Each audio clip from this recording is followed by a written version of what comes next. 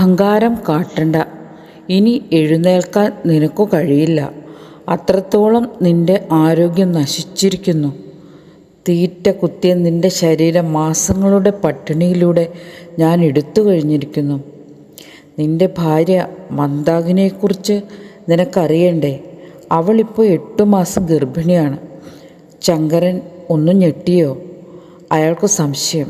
പിന്നെ തുടർന്നു, സംശയിക്കേണ്ട, നിന്റെ കുട്ടി തന്നെ അവളുടെ ഉദരത്തിൽ. അവളും നിന്റെ കുട്ടിയും എൻ്റേത് മാത്രമായി കഴിഞ്ഞിരിക്കുന്നു. എത്രയോ കാലം നീ എന്നെ നാണം കെടുത്തി.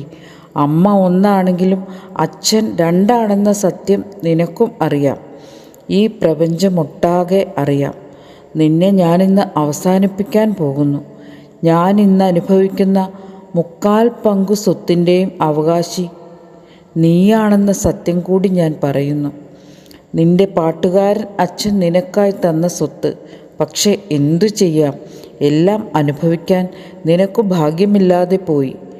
ശങ്കരൻ അതെല്ലാം കേട്ട് തരിച്ചിരുന്നു പോയി.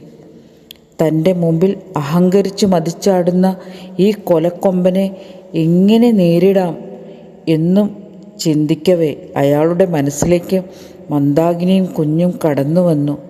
തൻ്റെ കുട്ടിയുടെ മുഖം തനിക്ക് കാണണം. ആ പൈതലിനെ എടുത്ത് കൊഞ്ചിക്കണം, മുത്തം കൊടുക്കണം, കൊതി തീരെ മടിയിലിരുത്തി ലാളിക്കണം. ശങ്കരൻ്റെ ചിന്തകൾ കാടു കയറുകയാണ്. ആരോഗ്യം നശിച്ചിട്ട മാസങ്ങളായി.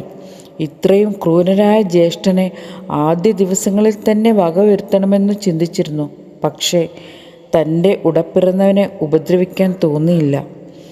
അരുതേ എന്ന് പറയുന്ന അമ്മ, മുത്തശ്ശൻ, അവരുടെ വിലാപത്തെ എതിർത്ത് തനിക്ക് ആളെ ഉപദ്രവിക്കാൻ കഴിയില്ല എന്ന് തോന്നിയിരുന്നു.